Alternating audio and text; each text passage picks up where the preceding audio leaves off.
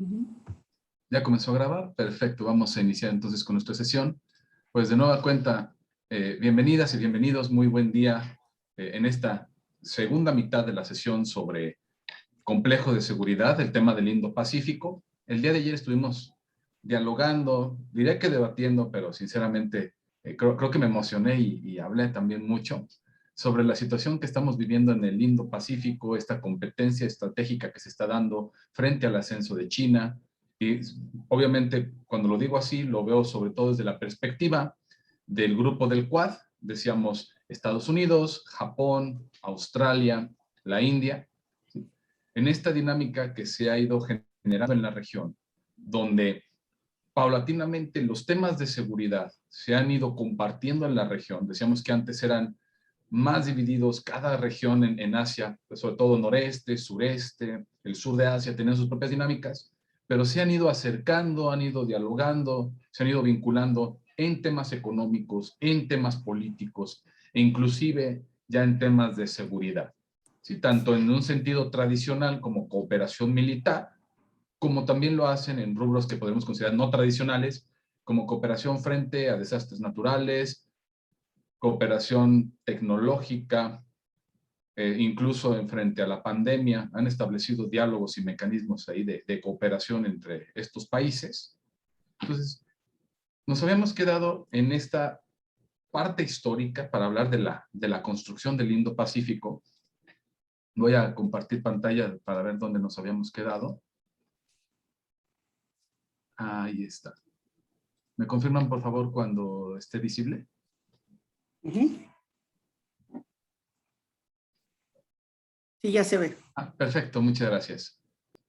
Sí. Habíamos hablado de esta parte de la línea de 9 puntos, sí, que fue uno de los grandes temas que causó revuelo en la región donde China comienza a posicionarse en el Mar del Sur, con enclaves de carácter como vigilancia, militares, donde hay conflictos territoriales. Decíamos, los países de la región se disputan digamos, el dominio de estos territorios, ¿sí? Como parte de su territorio. Veíamos cómo India se vinculaba cada vez más con la región, con la política actuar hacia el este, Act East Policy de Narendra Modi en el 2014.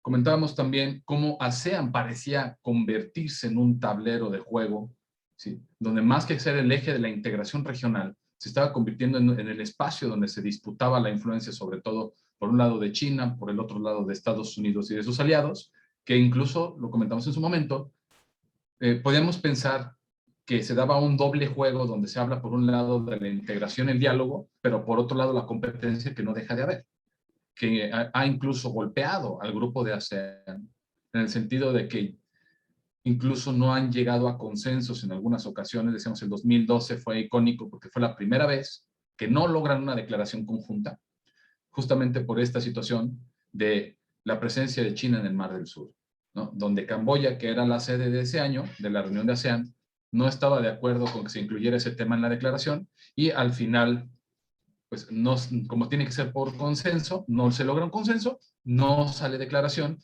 y es un signo como de este rompimiento, ¿sí? No como que ASEAN va a dejar de existir, no, pero al menos en términos de una política exterior unificada, en términos de una visión conjunta, pues comienzan a verse un poco estas discrepancias, que quizá puedan comprometer a la larga la integración dentro de ASEAN, los objetivos dentro de ASEAN, ¿sí? Y en cierto modo, cuando digo como comprometerlos, no tanto en el sentido de que pueda resquebrajar y hacer que desaparezca ASEAN, sino más bien que pierda esa neutralidad, ¿sí? Y que comience a verse cada vez más este juego de alianzas con las potencias, ¿no? Es decir, la región en el sureste asiático seguiría permeada por este juego de poder, en esta competencia estratégica, y en ese sentido lo podríamos considerar como un tablero, ¿sí? Donde también las potencias mundiales, Estados Unidos, se acerca a Japón también, Corea del Sur también está mirando cada vez más al sur, vemos más presencia de la India. Por ejemplo, ahora que los europeos también están haciendo sus estrategias del Indo-Pacífico, pues todos están mirando hacia esta región, donde hay muchos intereses compartidos o a veces contrastantes, Y sobre todo por estos intereses contrastantes es por lo que comienzan a darse estas situaciones, ¿no? Comentábamos, el caso de Camboya era muy particular, donde también China está teniendo cada vez más relación, incluso por ahí hay un tema de una base militar, como un puerto que habían construido con apoyo estadounidense, y luego que quitaron a los estadounidenses, los camboyanos, e invitaron a los chinos, y los chinos lo han seguido desarrollando, y hay quienes consideran que es un punto estratégico por el que China quiere conectarse a Camboya para salir al mar Índico sin tener que pasar por esta región en conflicto, ¿no? Entonces, es parte de estos juegos que se están dando en la región y que podrían quizá comprometer a los países a acercarse un bando o a otro. Decíamos, no necesariamente destruyendo ASEAN. ASEAN va a seguir su camino de integración, ellos mismos, la parte cultural, la parte del diálogo político, sí, pero dentro de ASEAN es una cosa y de ASEAN hacia el exterior es otra cosa. ¿Sí? Y ahí vamos a ver más marcados estos juegos individuales de cada uno de los países según sus propios intereses. Por ahí comentábamos ciertos cambios y peculiaridades, el caso de Narendra Modi, que ha hecho más activa la política exterior de la India, el caso de Shinzo Abe en Japón, que también ha hecho que Japón sea más proactivo, esta política que ha manejado mucho el gobierno japonés, de que Japón debe de tener más presencia en el mundo, debe de ser menos reactivo y más propositivo, y que de ahí ha ido reformando, no reformando, más bien reinterpretando su constitución. Decíamos, no ha cambiado la constitución desde el 47 cuando la adoptó, porque es muy difícil en el caso de Japón para poder reformar la constitución. Necesitan 2/3 del parlamento apoyando la reforma y más del 50% en referéndum nacional. Y ha sido la dificultad de obtener los 2/3 en el parlamento y la renuencia de la sociedad porque no quieren que se cambie la constitución, por lo que no se ha podido cambiar este artículo 9 que habla de la cuestión de la renuncia a la guerra y renuncia a fuerzas armadas. Decíamos, Japón tiene lo que conocemos como fuerzas de autodefensa, pero no un ejército como tal con todas las letras, ¿no? Entonces, lo que ha hecho el gobierno japonés es reinterpretar lo que dice la Constitución para poder tener más capacidades de cooperación para la defensa, y eso es lo que le ha ayudado a tener cada vez más presencia y más vinculación con sus socios en el marco de las estrategias del Indo-Pacífico. Y nos habíamos quedado en que es este marco de mayor proactividad. Teníamos a Donald Trump en su momento que también se incorpora a este esquema de diálogo del Quad y que ahora Joe Biden también lo está promoviendo y lo tiene como una de sus estrategias principales, ¿no? Entonces, se da esta resurrección del Quad, que hemos dicho, se propone en el 2007, no funcionó en su momento, regresa 10 años después y ahora es cuando se le comienza a dotar cada vez más de sustancia. Ahí fue donde nos quedamos el día de ayer para hacer un poquito, digamos, como dicen por ahí, en el capítulo anterior, ¿sí? Para ver dónde nos habíamos quedado. ¿Y qué es lo que vemos? Se habla de esta parte del Quad, donde hablamos de la contención de China, aquí pongo un signo de interrogación para poderlo discutir un poco, donde vemos el establecimiento del Quad en el 2017. ¿Sí? Tenemos líderes que están también preocupados, o al menos con una postura más dura hacia China. Donald Trump fue, digamos, icónico en ese sentido, con la guerra comercial, con su postura contra China, seguido de sus aliados cercanos, Estados Unidos y Japón, son muy, muy cercanos. Japón es no necesariamente incondicional, pero sí reconoce la importancia que tiene Estados Unidos para su propia seguridad. Recordemos, en el caso de Japón, como no tenía ejército, firma un acuerdo de seguridad con Estados Unidos y es lo que permite que Estados Unidos tenga fuerzas armadas en Okinawa, por ejemplo. ¿Sí? Es esta alianza que mantienen desde 1951 y hasta la fecha la piedra angular de las estrategias de seguridad de Japón. Entonces, prácticamente Japón va a estar apoyando a los Estados Unidos en sus estrategias, aunque va a tratar de ser también más autónomo. Lo vimos en el caso del Acuerdo Transpacífico. Cuando Estados Unidos se salió, Japón lo continuó. ¿Por qué? Porque era afín a sus propios intereses. No obstante, fuera de este tipo de situaciones, suelen coincidir constantemente en cuestiones de seguridad regional, como en el caso de Corea del Norte. Suelen coincidir en la preocupación que tienen, por ejemplo, de una potencial toma de Taiwán por parte de la República Popular de China, que ese es otro tema en el que ambos coinciden como una de las prioridades de seguridad en la región. Entonces son aliados muy, muy cercanos, de la mano de Narendra Modi y de Australia. Narendra Modi en la India, que también dijimos se acerca cada vez más, plantea estas vinculaciones más estrechas de seguridad, y en Australia, que plantea también la importancia de Estados Unidos como uno de los garantes de la seguridad regional, y que establece a Australia como uno de sus principales socios. Aquí tampoco, digamos, sorprende mucho, porque en el momento en que Australia, aquí no sé si ustedes estén familiarizados con la historia australiana, pues ellos eran muy cercanos al Reino Unido por haber sido colonia de Reino Unido, ¿no? Entonces, después de la Segunda Guerra Mundial, cuando está el proceso de integración de Europa en el marco de las comunidades, que les llaman, las comunidades europeas del carbón y del acero, la comunidad de energía atómica, vamos a ver ahí que Reino Unido, al incorporarse cada vez más a la Unión Europea, comienza a dejar de lado estos esquemas prioritarios de la esfera del Commonwealth. Y en ese sentido va a haber como una especie de abandono de Australia. Se va a fortalecer entonces la idea de Australia como perteneciente a una zona de influencia de Asia, sobre todo en el marco del milagro asiático. Decíamos, esta parte del crecimiento económico tremendo que tuvieron en los 70s, en los 80s, y es donde Australia va a empezar a decir, hay que trabajar nuestra identidad asiática y hay que comenzarnos a acercar con los asiáticos.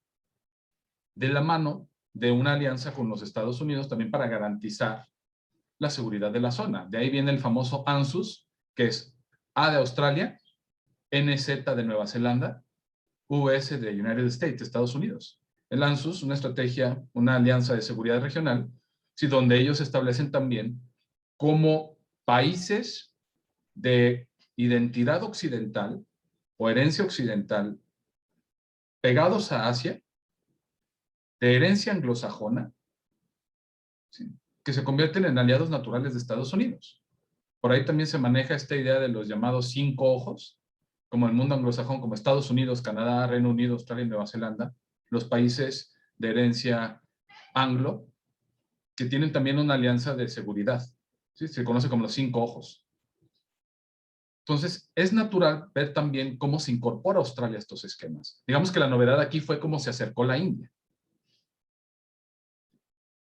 Esto permite la resurrección del Quad en el 2017 y, decíamos, el estrechamiento de los lazos de los miembros del Quad. De ser antes como una estrategia un poco laxa, una especie de eslogan del Indo-Pacífico, comienza a convertirse en una estrategia mucho más desarrollada.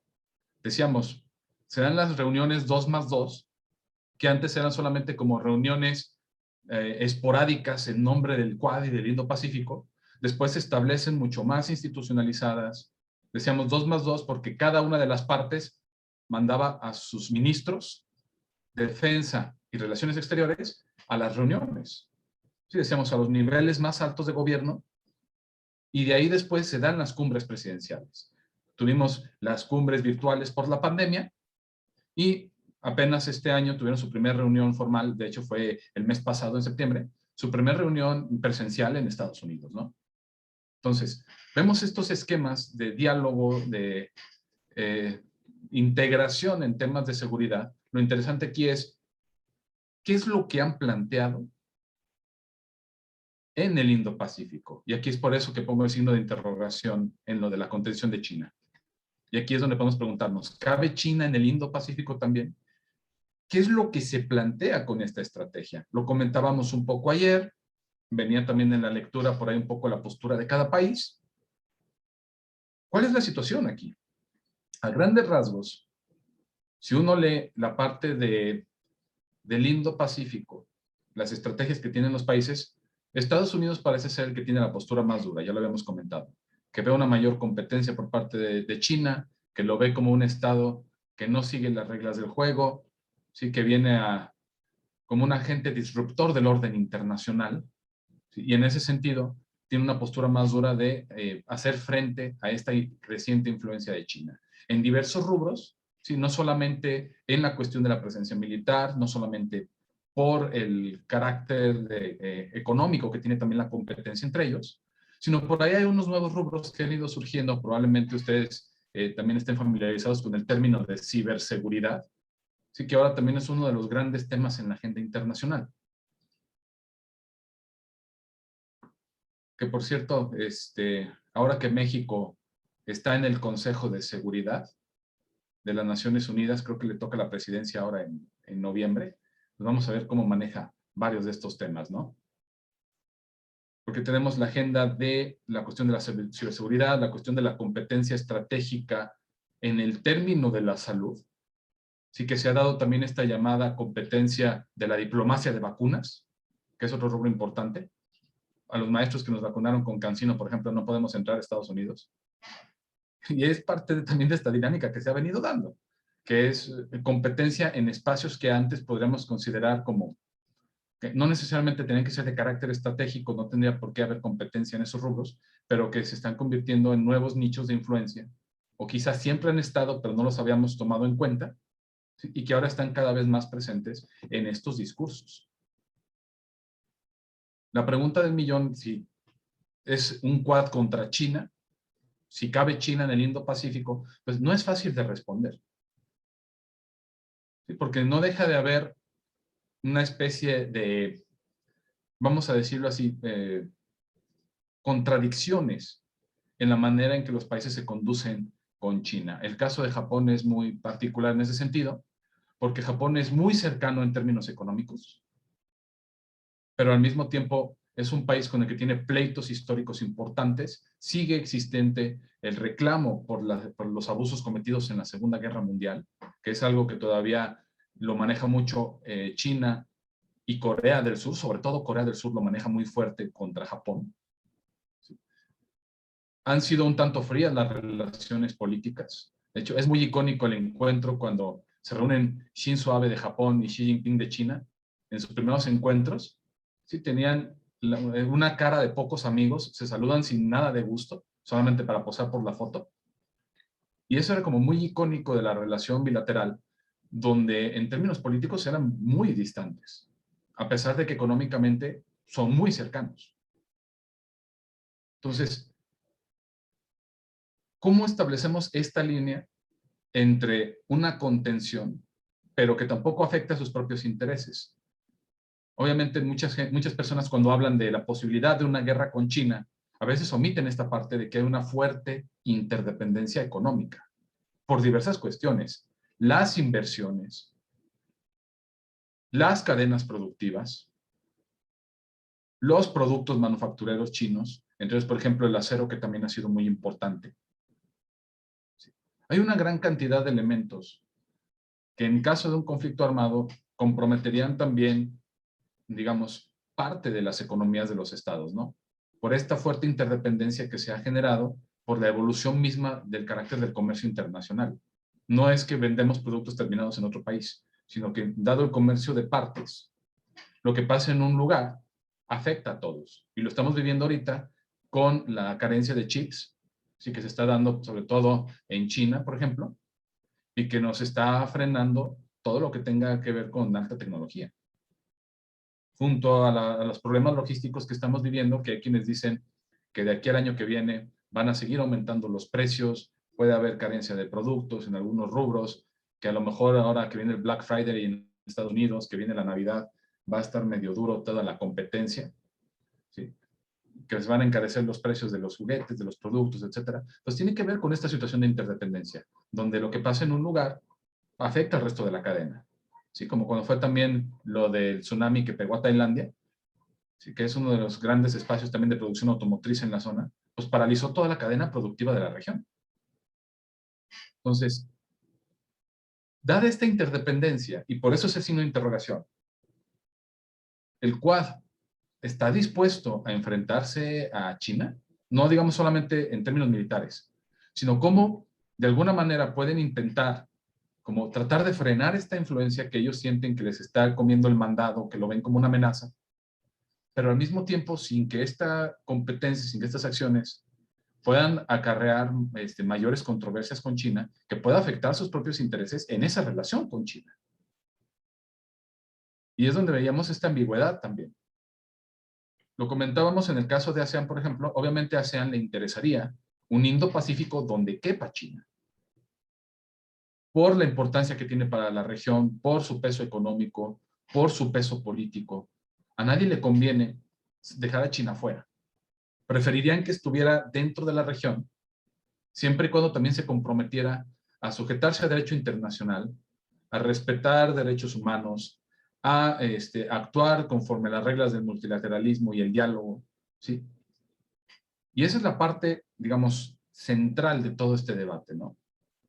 ¿Podría China como incorporarse cada vez más a una institucionalidad, ¿no?, dentro de la región, sí, que permita dar esa certidumbre de cómo van a actuar los estados, que van a respetar esos límites? Más allá de la competencia existente, ¿no? Porque decíamos, está lo de la ruta de la seda, está la construcción de la infraestructura, la parte portuaria, las llamadas perlas, el cinturón de perlas, que vienen siendo estos puertos que se están construyendo en el Índico, que se ve como parte de esta misma competencia, que hay quienes dicen que es una forma suave de ir ejerciendo influencia cada vez más en la región, ir construyendo puertos y espacios que después los mismos chinos van a poder utilizar para su propio beneficio, etcétera, etcétera. Obviamente tiene su carácter estratégico, ¿no? Aquí que también cabría hacer esta pregunta de ¿qué tanto es un plan de China para proyectarse más hacia la región y que lo ven como una amenaza? ¿O qué tanto es la reacción de China de sentirse amenazado y contenido y que buscan nuevas formas de salir y proyectarse, ¿no? Ahí decíamos, ¿quién se sintió amenazado primero? Pues nos puede llevar a un debate muy amplio. Lo que sí podemos decir es que estamos viendo que de facto existe una competencia que tiene ciertas características, sobre todo económicas y de carácter estratégico militar. Esta parte de si cabe China en el Indo-Pacífico no la quiero desarrollar demasiado, porque va a ser una de las preguntas que voy a dejar al final para que ustedes quizá la puedan desarrollar como parte de la tarea. Ya explicaré después la dinámica, no vamos a hacer tanto spoiler, pero solamente para tenerla ahorita en el radar.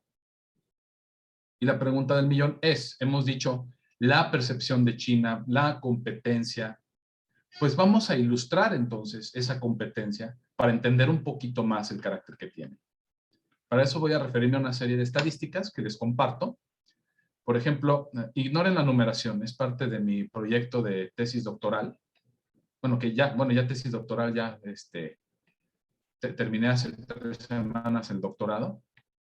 Entonces, esto es algo que yo les comparto también de mi proyecto que espero les pueda ser de utilidad.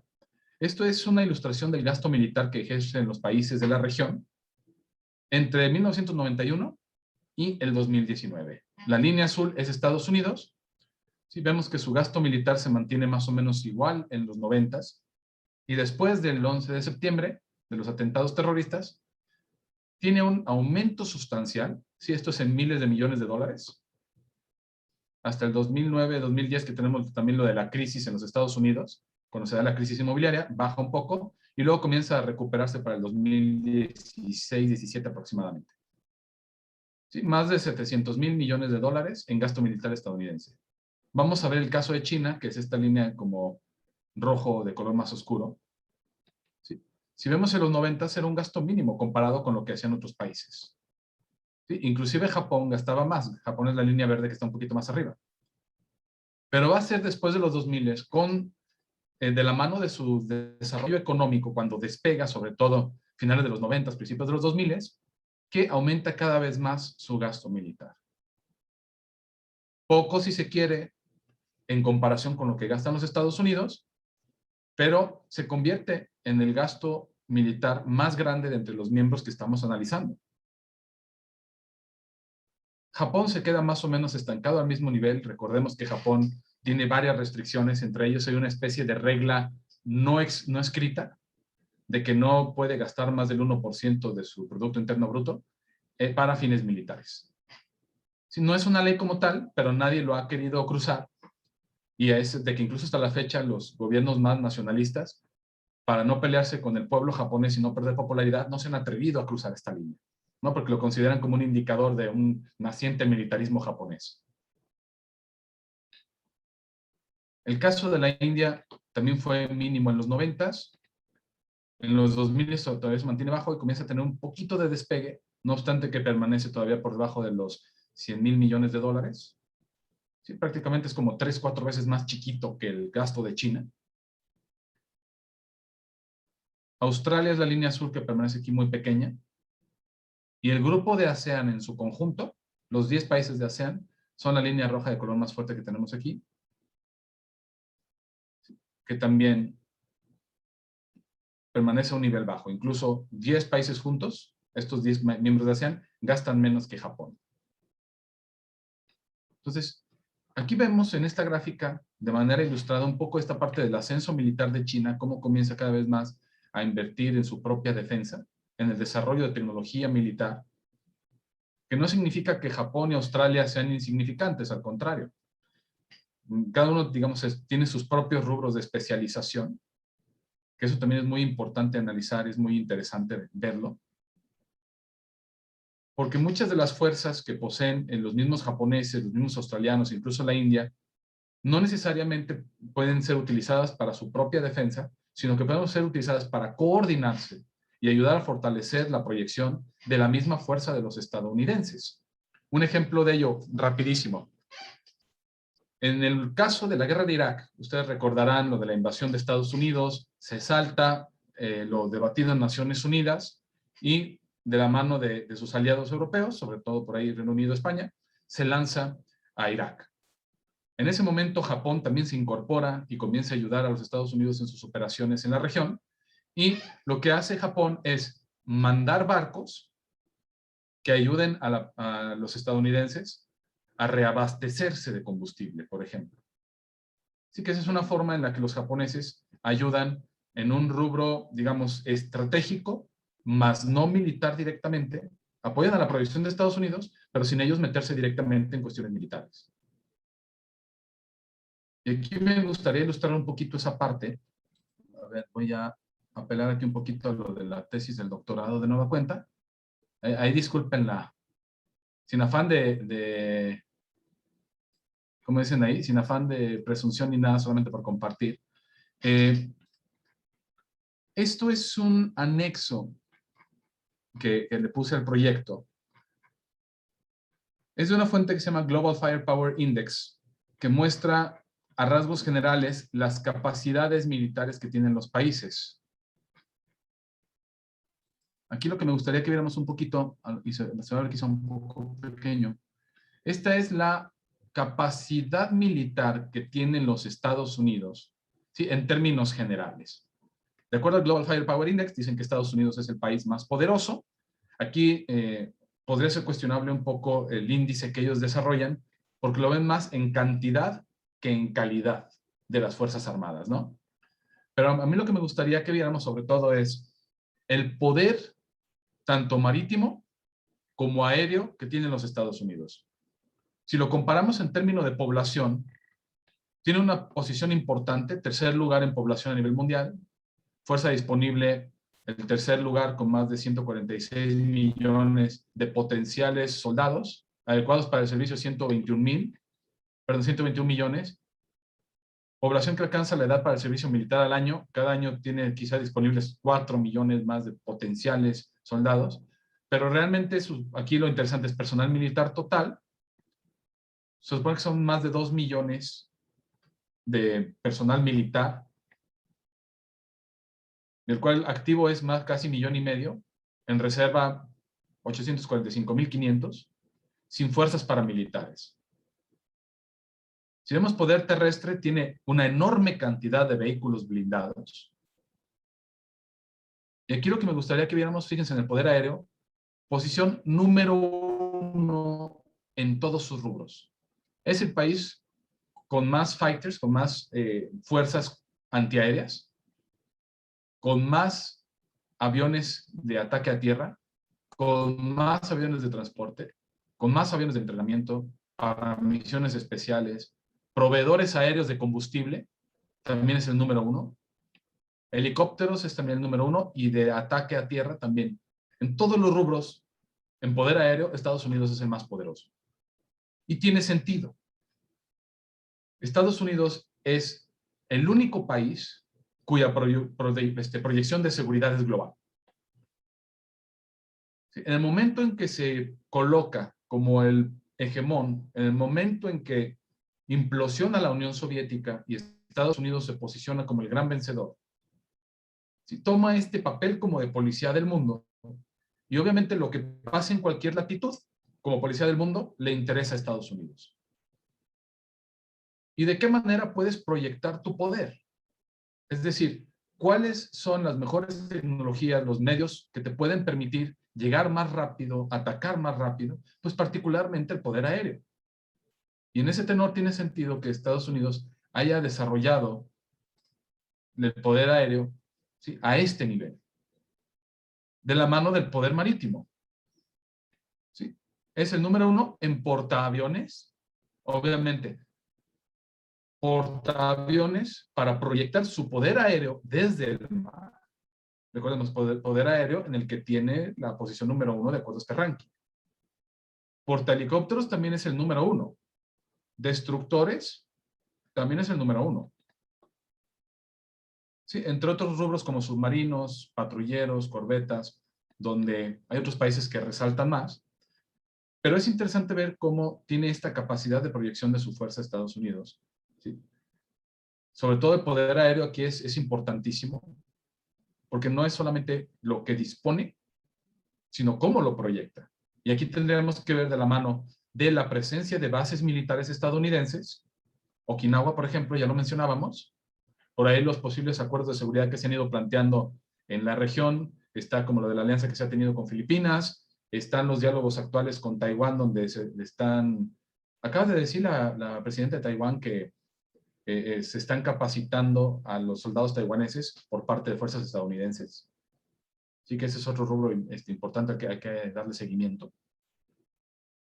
Y lo que vemos entonces aquí es esta capacidad que tiene Estados Unidos de proyectarse, y la pregunta del millón es, ¿cuánta de esta fuerza, porque dado que se reparte en todo el mundo, cuánto de esta fuerza está realmente presente en el Indo-Pacífico? Que sería un tema también a explorar muy interesante. La capacidad de proyección la tiene. Y hay ejercicios militares y transitan. Perdón, Verónica, ¿querías comentar algo? No, perdón, lo activé sin querer. Ah, está bien, no te preocupes. Sí, solamente comparemos rápido, por ejemplo, el grupo del Quad con China. Tenemos Estados Unidos. Voy a saltarme a China ahorita. Vamos a pasar rápido a la India. Fíjense, en el caso de la India, lo que puede resaltar mucho es en cantidad de población. El personal que tiene activo, sobre todo, se considera uno de los ejércitos también más grandes del mundo.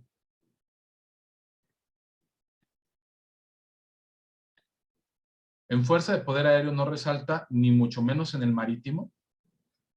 Y en poder terrestre parece no tener como gran presencia, salvo en artillería remolcada. O sea, no es como camiones que lleven misiles por sí mismos, sino que son como máquinas que ellos tienen que llevar aparte. Lo que sí es cómo podemos pensar en la posibilidad de que estas fuerzas se coordinen y apoyen a lo que Estados Unidos también pueda realizar en la región. Lo habíamos comentado en un momento. En buena medida, el Quad funciona porque Estados Unidos está ahí. ¿Sí? Y hay que entenderlo también como un ejercicio de coordinación con la presencia estadounidense, donde coinciden los intereses de los cuatro en buena medida, y cómo se ayudan entre ellos mismos coordinándose y proyectándose mutuamente. Entonces, la importancia de la India también hay que pensarla no solamente en términos de lo que la India tiene para sí mismo, sino lo que puede ayudar a proyectar complementándose con las fuerzas de Estados Unidos. Y aquí vemos que en el poder aéreo, por ejemplo, quizá podríamos sumar algunos elementos. Por ejemplo, algunos proveedores aéreos de combustible nomás tiene 6, comparado con Estados Unidos que dijimos que tenía más de 600. Pues es mínimo en cierto modo. Portaaviones tiene 1, que lo coloca en el tercer lugar a nivel mundial. Imagínense, Estados Unidos era el número 1 con más de, creo que tenía 11, dijimos, y los siguientes, los que vienen más abajo, tienen muchos menos. Esa parte de la proyección marítima que tiene Estados Unidos es tremenda, ¿sí?, de la mano de su poder aéreo. El caso de Japón, si no resaltaba el caso de la India, Japón menos, también por estas limitaciones que ha tenido en términos, digamos, de fuerza. Lo que sí, en cuestión de tecnología, inteligencia, Japón es bastante capaz, pero aquí, si hacemos como énfasis, aviones para misiones especiales, por ejemplo, Vemos que tiene una fuerza interesante de entrenamiento que también puede ayudar con este tipo de equipos para apoyar a los aliados al entrenamiento de Fuerzas Armadas. La parte de portaaviones tiene 0. Tiene 4 portahelicópteros, es del segundo lugar a nivel mundial en posesión de portahelicópteros.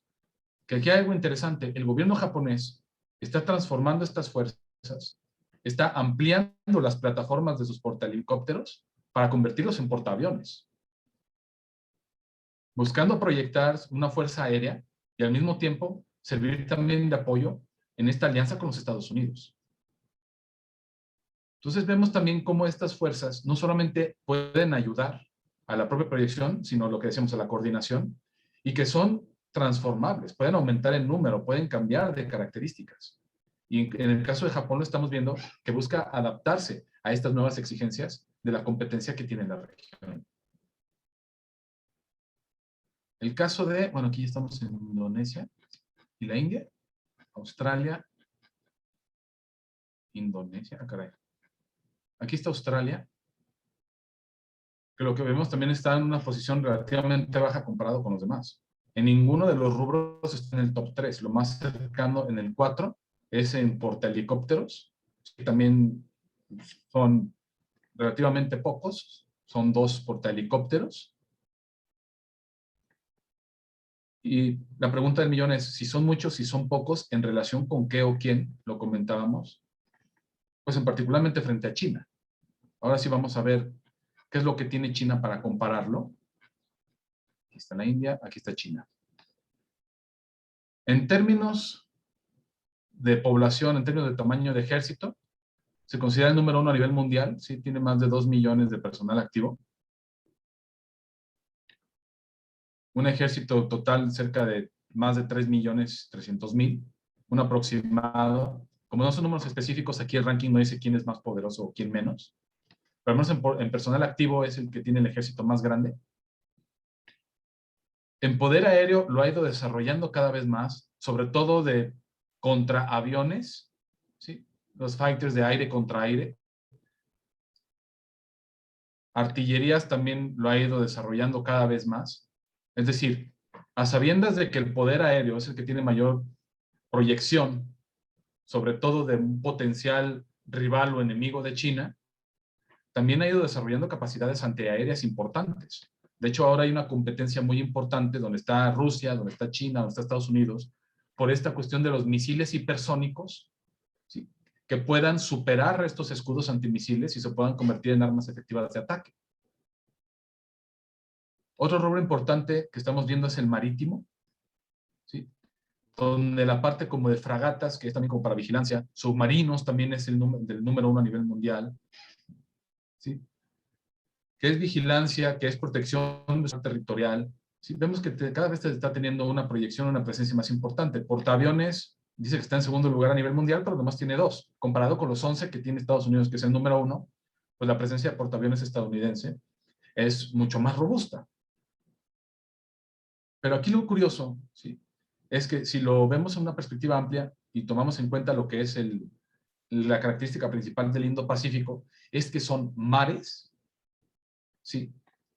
Es decir, es una competencia que se da sobre todo en el mar del sur de China, en donde está ASEAN, y que es importantísima esta capacidad de la proyección marítima, obviamente aérea también, pero marítima, donde China también está teniendo cada vez más presencia.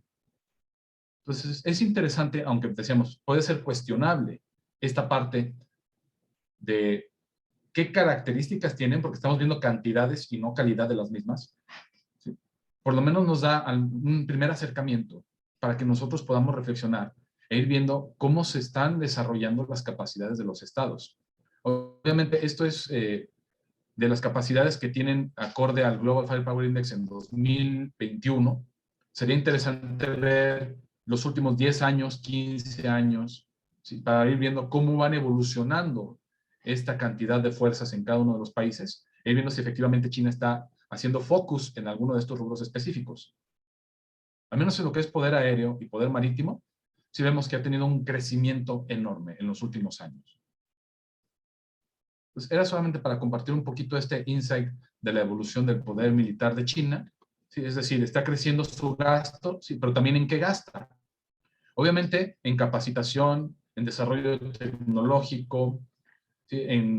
Pero al mismo tiempo también dentro de los rubros que está desarrollando, pues quizá el poder terrestre no es su main focus, porque quizá su mayor amenaza no está en el aspecto terrestre, ¿sí? Y no es una potencia que proyecte su poder terrestre dentro del continente, sino que más bien se ha enfocado sobre todo en esta parte de la protección aérea y marítima, que es donde siente que puede haber una mayor amenaza. Entonces tenemos estos rubros de gasto militar y lo interesante es, hemos visto que está creciendo su gasto militar y parece ser relativamente poco comparado con lo que gasta, por ejemplo, Estados Unidos. Pero aquí me gustaría compartir una gráfica de pastel, bueno, aquí primero, para que veamos también en perspectiva lo que significa este aumento en referencia con todos los demás. Esta es la proporción de gastos militares en la región. Si tomamos en cuenta el grupo de ASEAN, Australia, India, Japón, Estados Unidos y China. Estados Unidos es la parte que ustedes ven de color azul. En el 91 era indiscutiblemente el que más gastaba digamos, en proporción. Es decir, sumamos lo que todos gastan y vemos la proporción que cada quien representa. Estados Unidos era enorme. ¿Sí? Era más del 80% del gasto militar, prácticamente. China era mínimo, era esta parte roja de aquí. Japón representaba una parte más grande. Lo morado que está aquí es la India, luego sigue Australia, esta partecita azul, y de ahí hacia la derecha, el grupo de ASEAN. ¿Sí? Pareciera menos del 10%, como un 5% del gasto militar total de la región, de estos países que estamos viendo. 14 años después, en el 2005, disminuye la proporción que representa Estados Unidos. Ojo, la proporción, que no el gasto. Y aquí me gustaría regresar una diapositiva por aquí que me salté, para que veamos primero esto. En términos de gasto militar, todos gastan más, en buena medida. Esta es la cantidad de gasto total, lo que ustedes ven del lado izquierdo, ¿sí? Son miles de millones de dólares. Estados Unidos gastaba casi 300,000 millones de dólares, luego fueron más de 500,000 y actualmente son más de 700,000. China pasó de 9, casi 10,000 millones, a 45, a 261. Ha tenido un crecimiento importante. Japón se mantiene poquito más de lo que gastaba antes, 32, 44, 47, aunque no es un crecimiento tan acelerado. La India pasó de 8 a 23 a 71,000 millones de dólares. Australia 7, 13, 25. Los países de ASEAN son más bajos sus gastos. Notables los casos, por ejemplo, de Indonesia, que ha ido aumentando también en sus gastos militares. Si gastaba 1,000 millones de dólares, casi 2,000 millones, ahora gasta casi 8,000 millones de dólares en su propia defensa. Hay casos como el de Myanmar, que son regímenes muy militarizados, que gastaba poco, luego tuvo un gasto fuertísimo y luego se desplomó y vuelve a tener gastos relativamente bajos. Singapur es otro país que resalta un tanto, si de 2,000 millones se ha pasado a 5 a 11,000 millones en gasto militar. Aquí, por poner algunas perspectivas, Rusia, cuando se desplomó la Unión Soviética, gastaba 7,000 millones en el 93, luego a 27,000 millones en el 2005, y ha aumentado a 65,000 millones. Ha ido retornando paulatinamente un poco el gasto militar ruso. Corea del Sur también cada vez está implementando más gasto militar, en parte por la situación frente a Corea del Norte, en parte también como parte de un desarrollo tecnológico propio. Taiwán se ha mantenido a niveles más o menos iguales. Corea del Norte se especula que gasta casi 1,600 millones de dólares en su propia defensa, ¿no? Aquí la parte sobre todo a recalcar es el crecimiento enorme que ha tenido China. Está en azul porque son estimados. No hay como una cantidad que se considere como oficial o exacta. Hay quienes cuestionan los números que ofrece el gobierno chino. Esto es información del Stockholm International Peace Research Institute, Instituto de Investigación para la Paz Internacional de Estocolmo, y también de Index Mundi.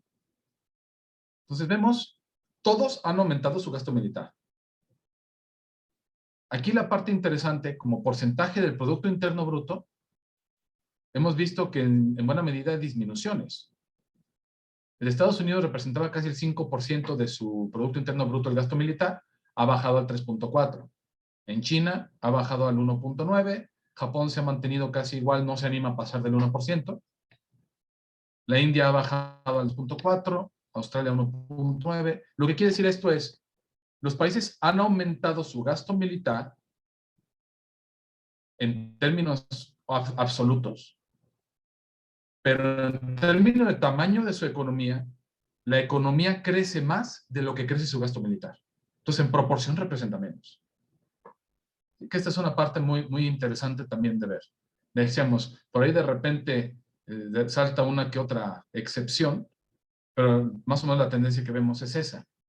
Sí, también porque terminó la Guerra Fría, no ha habido nuevos conflictos internacionales que enfrenten a los estados a una guerra de semejante escala, ¿sí? Y también como que, digamos, se ha ido relajando un poquito esa parte, no es ya una de las grandes prioridades. Hay que ver si ahora con la competencia no se da otro aumento sustancial, quedaría por ver esa parte. Pero quería que viéramos esto para retornar a la gráfica de pastel.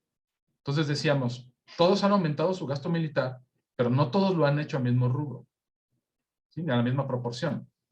Y antes el gasto chino, que estaba aquí en rojo, dijimos, era pequeño comparado con lo que hacían otros países, de hecho era más chico incluso que el gasto japonés. Para el 2005 prácticamente empataba el gasto japonés, y para el 2019, sí, poco menos de un cuarto, pero ha sido un crecimiento tremendo, ¿sí? En los últimos 15, 20 años. Esto es del gasto total de los países, decíamos. Todos gastan más, pero en proporción ha aumentado mucho más el gasto chino.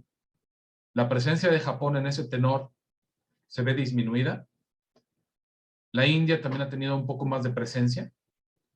Australia se mantiene casi igual en todos los rubros, es esta línea como de un azul, diría casi tirando un poquito a turquesa, pero no, no sé si como azul maya o algo así por ahí. ¿Sí? Y el grupo de ASEAN se mantiene también bastante disminuido. ¿Sí? Aquí esta parte del 2005 hay que verla también con cautela, es cuando se fortalece el régimen militar de Myanmar y tienen un gasto tremendo, y luego se vuelve a desmoronar y ya ni siquiera se ve.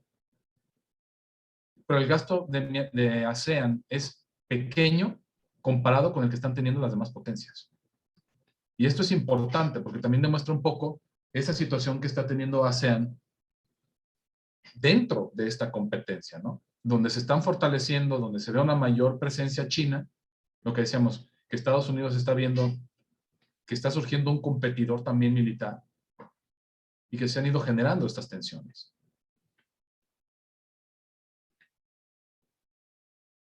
Si nosotros le hacemos caso al Global Firepower Index, veríamos que varios de los países más importantes de la región se encuentran ubicados en el top de ranking de poder mundial.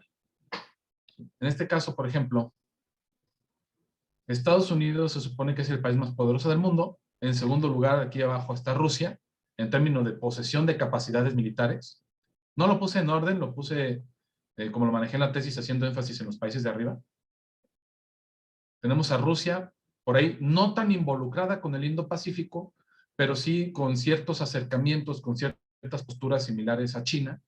¿Sí? Inclusive en el Consejo de Seguridad de Naciones Unidas, que es un foro importantísimo, hemos visto que coinciden más las posturas de China y Rusia frente a Estados Unidos, Reino Unido y Francia, que ustedes sabrán son los países que tienen poder de veto y pueden bloquear las decisiones en el Consejo de Seguridad. Entonces los vemos también un poco más alineados a ellos dos. Tenemos a China en tercer lugar, la India en cuarto lugar, Japón en quinto lugar, Australia hasta el 19º. Entonces, si lo vemos en una perspectiva, digamos, de posesión de capacidades, esta es una de las razones por las que también ha llamado mucho la atención la cuestión del Indo-Pacífico. Porque estamos viendo esta confluencia de potencias mundiales que están teniendo fricciones, que están compitiendo entre ellas y que se considera que es uno de los principales focos de potencial conflicto en los próximos años, ¿sí? De la mano de otros focos ya existentes. No significa que no sea importante lo que está sucediendo en el resto del mundo, al contrario, a nosotros como internacionalistas siempre nos preocupa lo que ocurre en cualquier latitud. Dirían por ahí, nos encanta el chisme, pero en lugar de quedarnos con el chisme del barrio, nos vamos al chisme de todo lo que pasa en todo el mundo. Sí, pero esta parte del Indo-Pacífico ha tomado muchísima atención en las noticias, en los artículos de especialistas en temas de relaciones internacionales y de Asia, por la manera en que se ha ido configurando también estas tensiones entre los países de la región.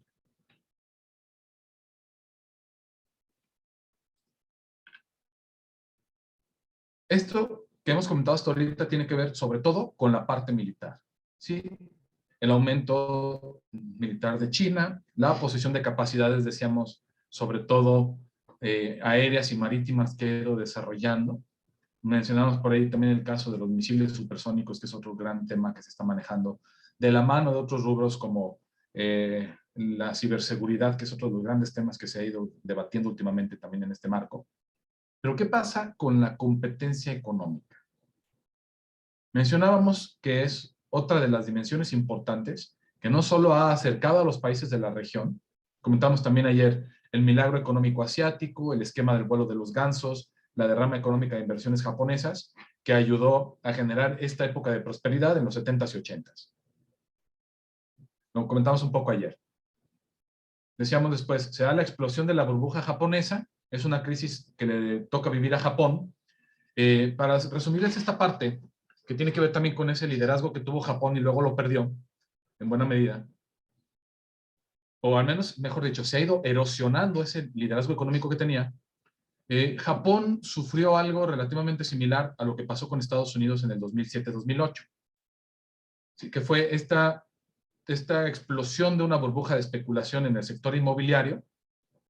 Así que en el caso de Japón fue tremendo porque los bancos y las empresas encarecieron tremendamente el precio de la tierra. Y cuando les digo que lo encarecieron tremendamente, es a finales de los 80s, el terreno sobre el que está afincado el Palacio Imperial en Tokio valía más que el estado de California o que Francia completo. El terreno, solamente el terreno del Palacio Imperial. Japón valía como 4 veces lo que valía Estados Unidos completo en aquella época. Así de cara estaba la tierra. Y todo por especulación. Cuando truena la burbuja, arrastra la economía japonesa y es un golpe del que no se ha levantado en 30 años. La economía japonesa crece a niveles como de 1%, 1 cachito por ciento. No han podido reactivar la economía y esto es de la mano de muchos problemas estructurales que tiene Japón, por supuesto. Pero lo menciono porque es también esta situación que enfrenta la economía japonesa lo que ha limitado la posibilidad de una mayor proyección económica, ¿sí? Y que mientras Japón está como un poco frenado, China fue en auge. Y es ahí donde podríamos decir coloquialmente, le fue comiendo el mandado. Por eso lo menciono aquí y menciono la crisis de 1997, porque es cuando se fortalecen también los esquemas de cooperación económica y financiera en la región. En su momento, Japón, por ejemplo, propuso la creación de un Fondo Monetario Asiático, que luego fue rechazada esa idea, pero sí permitió mayor cooperación financiera, por ahí un sistema de swaps, de intercambio de divisas para enfrentar crisis, que se conoce como la iniciativa de Chiang Mai. Y esto ha ido permitiendo un mayor acercamiento multilateral de carácter económico en la región. Tenemos después el ingreso de China a la OMC, a la Organización Mundial del Comercio, y de los 2000, el boom de tratados de libre comercio en la región. Y eso lo vamos a ilustrar ahorita también. En el momento en que China ingresa a la Organización Mundial del Comercio y comienza a tener también su despegue económico, vamos a ver también que coincide con la época en que los tratados de libre comercio ganan cada vez más popularidad en todo el mundo, ¿sí? Nosotros tuvimos lo de la negociación del Tratado de Libre Comercio de América del Norte, que aterriza en 1994. Vemos la unidad que se está teniendo en la Unión Europea, si lo que era esta comunidad europea se convierte en la Unión Europea en los 90s. Y vemos cómo en varias partes del mundo se van generando bloques económicos. Los asiáticos van a llegar un poco tarde, pero van a entrar con mucha fuerza a esta dinámica. Y ahí es donde menciono lo de tratados sin nudos, la integración económica regional, porque se crea una red tremenda de tratados de libre comercio, ¿sí? Que mejor se los ilustro con esta diapositiva. Esta es la red de tratados comerciales que existen sobre todo en el marco de Asia-Pacífico. No únicamente, de hecho creo que esta, como a grandes rasgos, es una visión mundial de tratados, pero fíjense la parte asiática, que está sobre todo aquí. Fíjense toda la maraña de tratados, de líneas que hay. Por ejemplo, de Japón, los tratados que salen hacia el grupo de ASEAN, que es el que está aquí en medio, hacia los países particulares dentro del grupo de ASEAN. ¿Sí? Aquí, por ahí decían de que a veces había hasta 2, 3 tratados funcionando al mismo tiempo.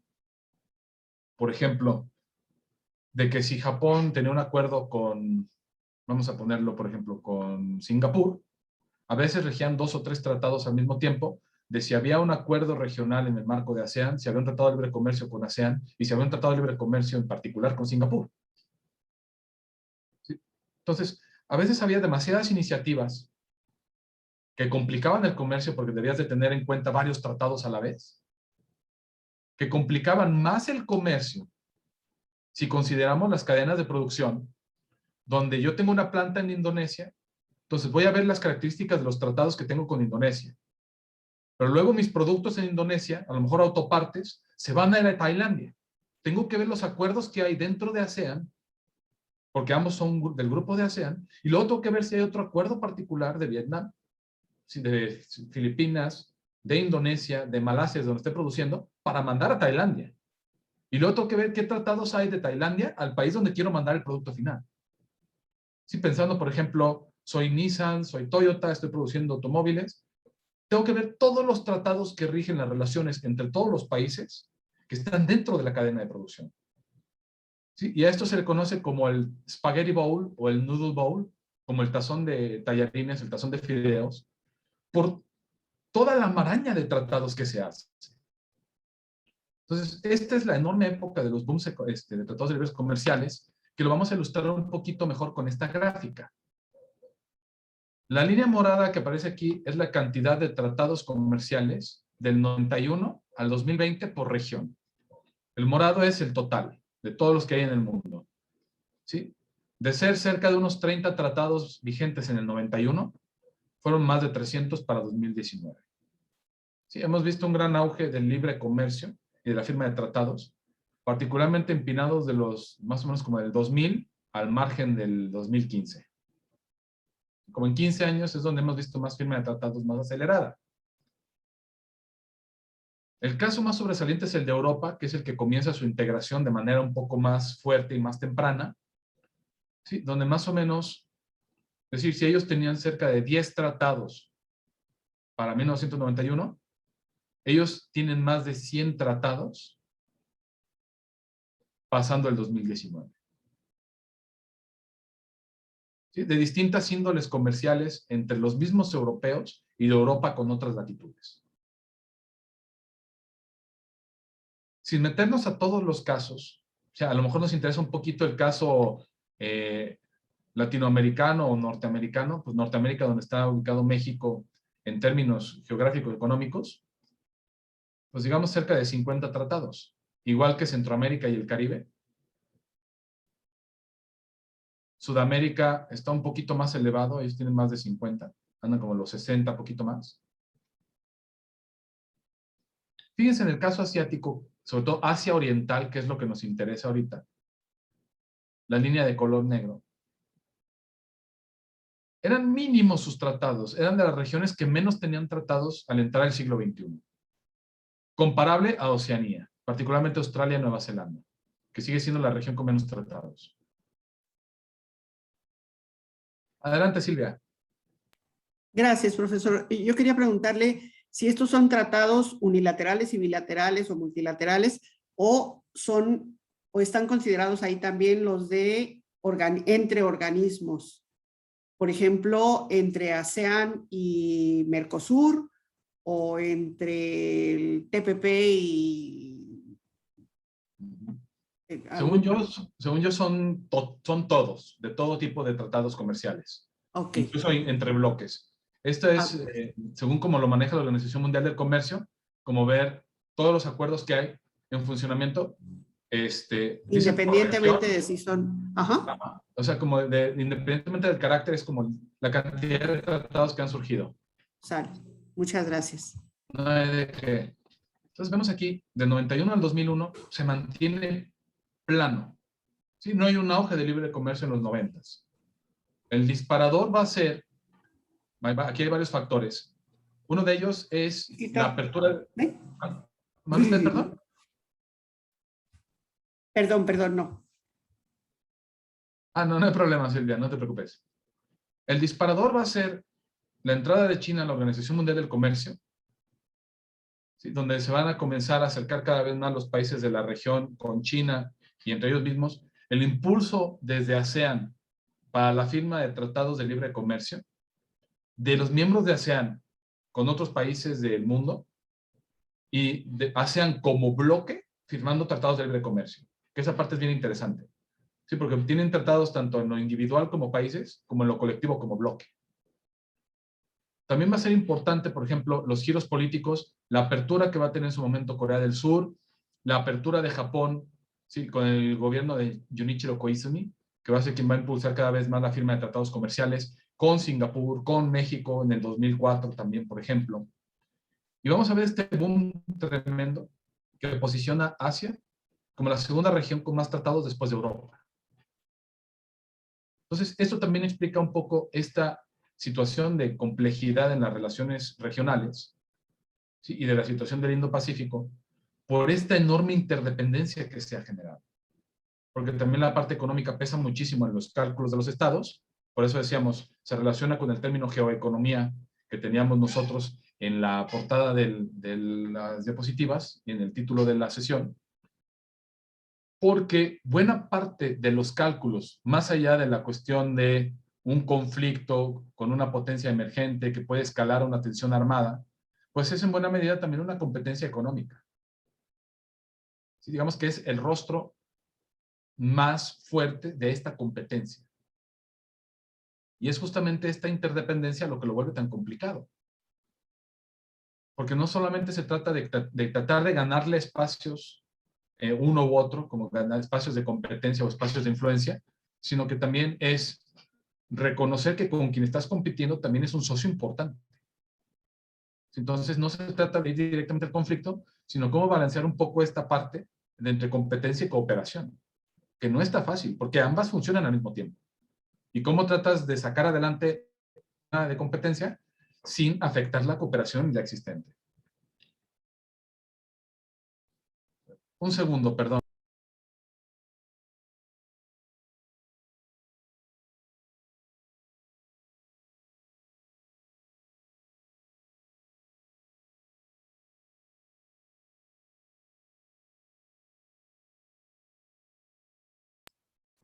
Perdón, una llamada un poco inoportuna por teléfono. Perdón, comentábamos. Esta parte de la integración económica en Asia va a ser una parte importante de esta competencia, y aquí quiero regresar una diapositiva más, que es donde vemos también el surgimiento de la región. ¿Sí? Tenemos por un lado el espagueti bolo, ya vimos.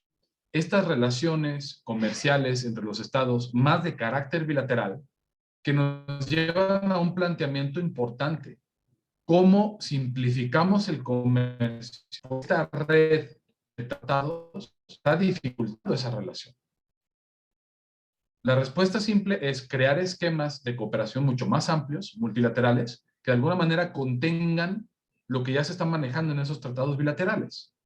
Y es donde surgió en su época la propuesta de generar tratados de comercio regionales, primero en subregiones y después mucho más amplios. ¿A qué me refiero con subregiones?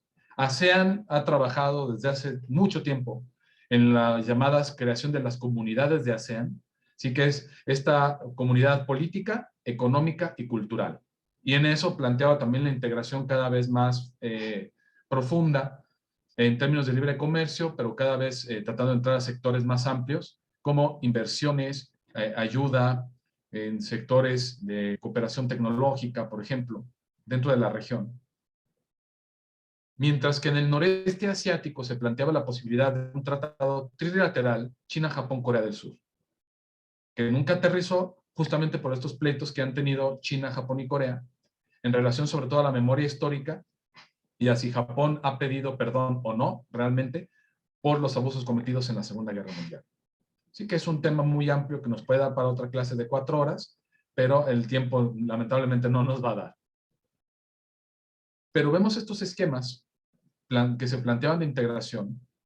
Vemos esquemas regionales, incluso en el sur de Asia, el llamado BIMSTEC, por ejemplo, o el SAARC de la integración económica en el sur de Asia, que cada vez se han ido también integrando y acercando con el grupo de ASEAN, que ese también es una parte interesante. Tenemos pequeñas iniciativas regionales, pero que también cada vez más han establecido diálogos y vínculos entre ellas. Y dentro de esos diálogos vemos entonces surgir varias iniciativas, entre ellas la potencial creación de un acuerdo de libre comercio en el seno de APEC. Ese fue un primer momento. Se sigue planteando, no se ha logrado, porque APEC es muy amplio, es muy diverso. O sea, tienes países tanto de América Latina, tienes Chile, Perú, tienes Colombia, tienes a México, por poner algunos casos, tienes Estados Unidos, Canadá, tienes a países como Japón, China, Corea del Sur, tienes a los países del grupo de ASEAN, sí, tienes a Australia, Nueva Zelanda. Entonces es demasiado diverso en las características de las economías de estos países, todos con necesidades muy distintas, con niveles distintos de apertura, unos más dispuestos, otros menos. Sobre todo el sector agrícola, por ejemplo, siempre ha sido un gran pleito entre los países. Que eso ha frenado mucho también en ciertos momentos la integración o la firma de acuerdos. Y en ese tenor, este plan de crear un tratado en el seno de APEC no ha dado los frutos esperados. Lo más cercano que tuvimos a un acuerdo APEC fue lo del diálogo del Acuerdo Transpacífico, en el cual comienza como un pequeño tratado entre países como Chile, Brunei Darussalam, ¿sí?, que después se convierte en un esquema mucho más amplio, y a partir de ahí, de esta ampliación donde Estados Unidos le interesa el Transpacífico, invita a otros países, se hace una negociación de 12 estados, del cual después se sale Estados Unidos, quedan 11, y liderado por Japón, logra salir adelante. ¿Sí? Por su parte, teníamos el acuerdo del Regional Comprehensive Economic Partnership, decíamos el RCEP, el acuerdo regional, el acuerdo económico regional integral, perdón, o la Asociación Económica Regional Integral, que también es interesante porque lo que buscaba era uno de los sueños del grupo de ASEAN, de lograr una mayor integración con el grupo de ASEAN más 6. Es decir, el grupo de ASEAN acercando a China, Japón y Corea, Australia, Nueva Zelanda y la India. Sí, que se había creado en este mecanismo también en el 2005, cuando se creó lo de la Cumbre del Este de Asia, que buscaba acercar a todos los países y lograr una integración centrada en ASEAN, pero acercando a todos los países de la región. ¿Cuáles son los logros, dificultades que han tenido cada uno de ellos? Pues requeriría quizá un análisis mucho más amplio, pero a grandes rasgos, cuando se piensa en el Transpacífico, hay quienes lo consideraban como el esquema de competencia económica frente a China. Lo comentábamos ayer también, por las características que tiene el tratado, que quizá China no estaría dispuesto a aceptar en su momento, ¿no? Decíamos, sobre todo cuestión de propiedad intelectual y patentes, que será uno quizá de los grandes rubros, y sobre todo otra parte que es sobre empresas estatales, por ahí hay algunas cláusulas del acuerdo del TPP, que pudieran o no convenir a China. Eso está a debate, ahora que China también se ha lanzado como candidato para ingresar a esta iniciativa. Tenemos por su parte el RCEP, decíamos, este Acuerdo de Asociación Regional Integral, Asociación Económica Integral Regional, donde al final se salió la India. No se logró el sueño esperado de traerlos a todos. Y no obstante, digamos que ha sido al mismo tiempo como un logro y una duda que ha generado sobre el futuro de la integración económica en la región, por dos cuestiones. Uno, un gran logro porque se logró este sueño de acercar un poco más a los países, haciendo un acuerdo en el seno de ASEAN, no necesariamente liderado por ASEAN, porque tuvo mucho peso China, tuvo mucho peso Japón, obviamente, pero sí lo que fue interesante es que se logró este acuerdo que va a crear digamos, un ambiente quizá de comercial y de negocios más cercano para los países asiáticos, que es parte de lo que ellos buscaban también. Pero decíamos también dudas y cuestionamientos de a quién le conviene más el tratado, quién es el que quizá puede ganar más en el marco de esta integración. Recordamos que integración también incluye interdependencia y hay unos que son más dependientes que otros. Entonces puede dar más capacidad de influencia a países como quizá el mismo Japón, como China, como Corea del Sur, frente a los países del sureste asiático, ¿no? Esa es una característica que podemos reflexionar, pero al mismo tiempo una de las grandes preguntas es, ¿qué pasa con aquellos países que están involucrados en varios proyectos a la vez? Porque tienes dentro del TPP, de este acuerdo transpacífico, ahora el CPTPP, tienes al mismo tiempo Australia y Nueva Zelanda, ¿sí? Tienes al mismo tiempo países como Vietnam, Malasia, Indonesia, Brunei Darussalam y Japón. Es decir, tienes parte de ASEAN, 4 de sus 10 miembros, dentro de este mecanismo de integración en el Transpacífico y también en el RCEP, en el Acuerdo Integral Económico Regional.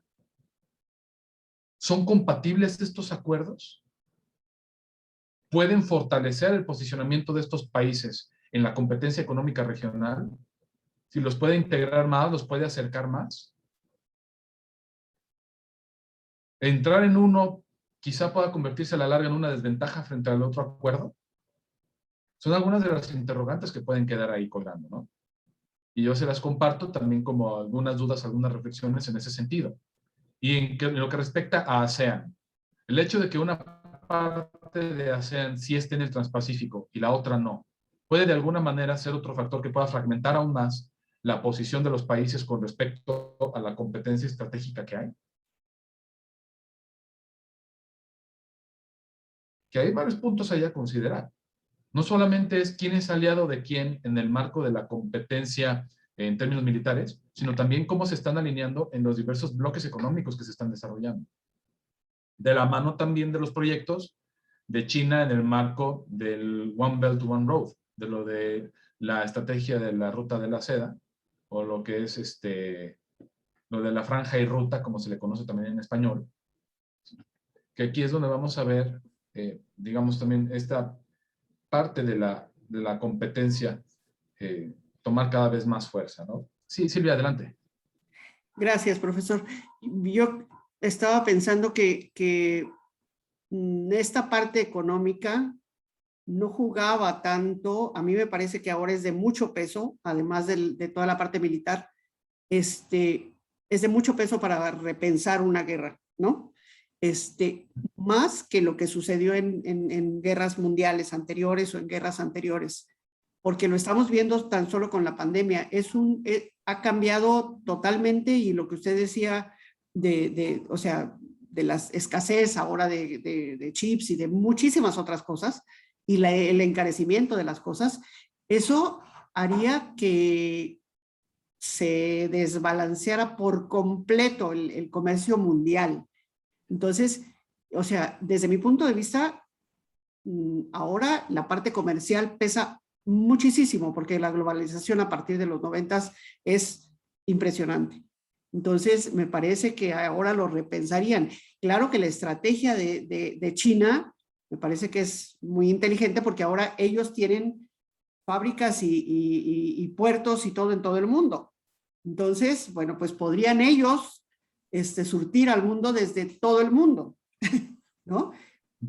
Entonces me parece que es una estrategia muy interesante, pero la parte económica me parece que tiene mucho peso, aparte de la parte militar, contra las guerras anteriores. Y ahí sería verlo también en perspectiva histórica. Si vemos lo que hemos comentado, por ejemplo, del Indo-Pacífico, en su momento, esa parte histórica, les dije, yo me fui por exagerado a la época de la antigua ruta de la seda. no sin cierto dejo de intención, porque recuerden que incluso esta idea de la ruta de la seda hace eco del discurso de China en la Franja y Ruta, ¿sí? De la importancia que tiene China como una de las grandes civilizaciones del mundo, ¿sí? Y como uno de los grandes impulsores de la economía mundial. Pero si nos vamos a la época colonial, el conflicto fue económico, que era el dominio de espacios de explotación para obtener ventajas económicas, la acumulación de riqueza. Dice aquí, Laura, también recordando la sesión de la ruta de la seda. Por supuesto. Claro. Si nos vamos a la parte de las guerras mundiales, en buena medida también fueron por intereses económicos y coloniales en su momento, pero comenzamos a ver ciertas cuestiones que a lo mejor no eran tan latentes, o al menos, bueno, cuestionablemente quizás sí lo pudieran haber sido.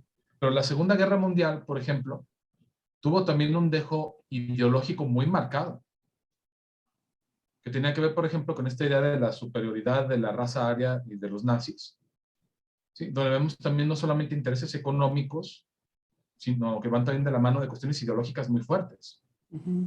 Que después de la Guerra Fría lo que vamos a ver es una competencia más de carácter ideológico. Y ahora lo que estamos viendo con China, lo comentamos también en su momento ayer, se van dando transformaciones dentro de los estados en los 90s. China ya no era el país ideológico, campesino, comunista, sino que comienza a hacerse un país más pragmático, de carácter urbano y de corte nacionalista. Sí, y en ese tenor, lo que vamos a ver es también esta competencia. Las ideologías no siempre están ausentes. Quizá lo podemos ver un poquito también con la idea de Estados Unidos, del policía del mundo, el garante de la seguridad, cómo se ha involucrado en muchos conflictos a nivel internacional, el mismo brincarse en Naciones Unidas para entrar a Irak por intereses particulares, tanto económicos, sí, esta parte del petróleo de Medio Oriente siempre ha sido un factor importante, pero al mismo tiempo también con esta idea de el eje del mal y la lucha del bien contra el mal, que también enarboló en su momento George Bush Jr.,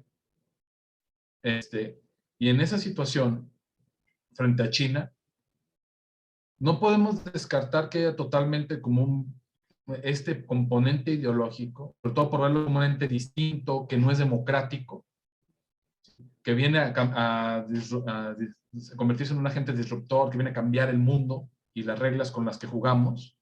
O sea, no necesariamente está fuera este discurso, pero lo que sí vemos es que quizá es más pequeño de lo que pudo haber sido en la época de la Guerra Fría, y al contrario, este componente económico y la competencia está mucho más marcada. Y en ese sentido, la capacidad militar juega un papel importante también en esta competencia económica, como para tratar de intimidar al otro. No necesariamente supeditado a los intereses económicos, pero sí de la mano de estos intereses económicos. Por eso en la sesión cuando planteaba geopolítica y geoeconomía, es porque estos cálculos de territorios, de colocación de bases militares, de posicionamiento de fuerzas armadas, de construcción de puertos y de creación de infraestructura, a fin de cuentas, todo esto se puede supeditar a un factor particular, el interés nacional que enarbolan los estados. ¿Por qué posiciono bases militares? ¿Por qué hago alianzas? ¿Por qué esto? Porque obedece a mi interés como nación, donde siento que se están viendo amenazados mis intereses. Dice Silvia, exacto. Dice de lo de la ruta de la seda. Sí, o no sé si es lo que yo decía ahorita. No había visto ahorita el comentario, perdón.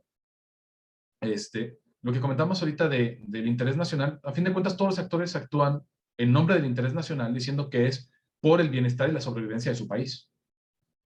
¿Sí? ¿Por qué Estados Unidos está en este discurso frente a China? Porque lo considera como una amenaza a su superioridad. ¿Sí? Donde ve que puede surgir un competidor y eso a la larga se puede convertir en una amenaza para su propio interés nacional y de su proyección, sobre todo económica mundial, ¿no? Donde también China puede decir, por motivos de seguridad nacional, me estoy proyectando. Porque esta parte de lo de la franja y ruta tiene que ver con cooperación económica, sí, por supuesto, y al mismo tiempo lo ve como una estrategia de su propio desarrollo nacional, sobre todo esta parte de cómo conectar las regiones orientales del país, ¿sí? el Tíbet, Xinjiang, por ejemplo, y ayudar al desarrollo, en parte por una necesidad propia de desarrollo económico y en parte también como una forma de quizá apaciguar descontentos al traer más desarrollo económico. O sea, quienes barajan un poco esa explicación de por qué también vincular tanto esta parte de su país con el resto de Asia. Japón, por supuesto, que pega los brincos con el mar del sur de China. Japón no tiene recursos. Es 4 o 5 veces más chico que México.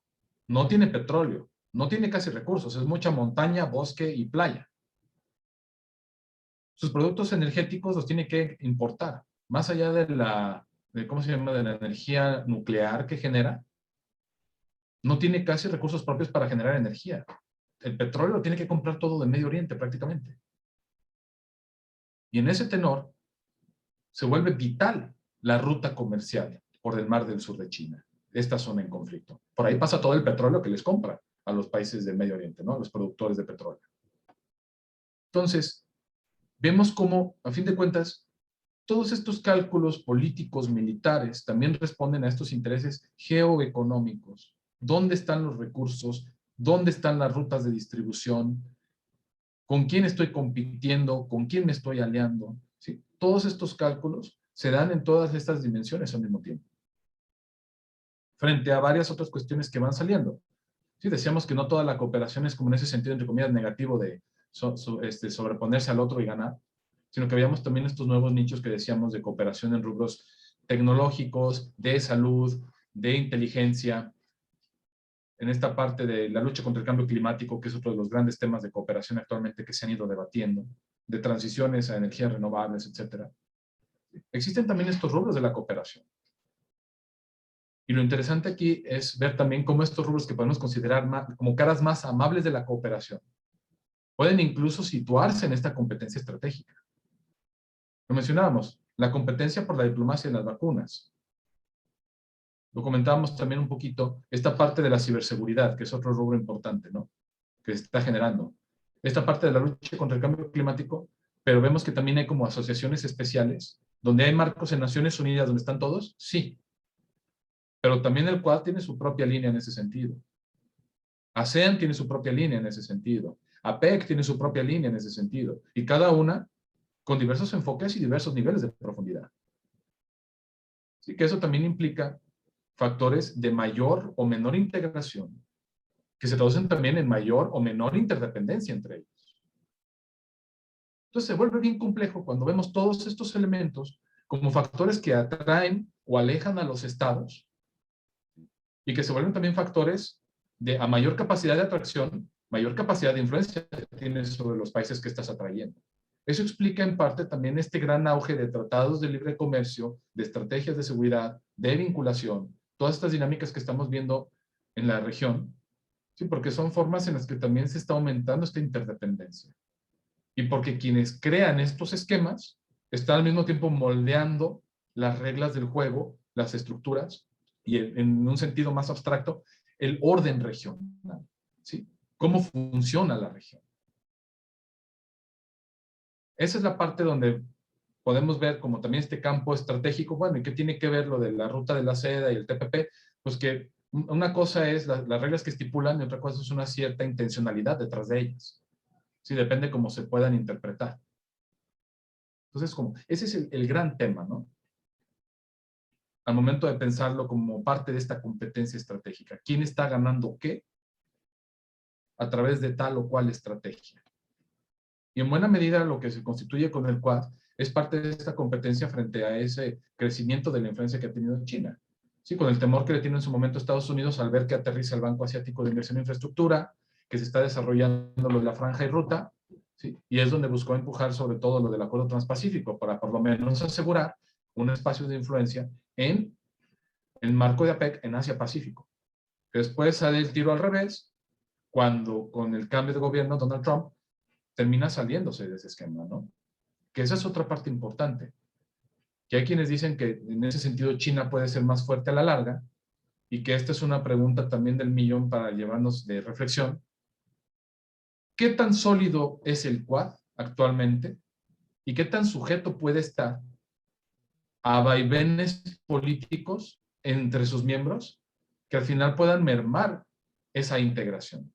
Que de repente cambiara otra vez el gobierno en Australia, que ganaran los laboristas otra vez en algún momento y dijeran, vámonos saliendo otra vez de esto, no hay que pelearnos con China.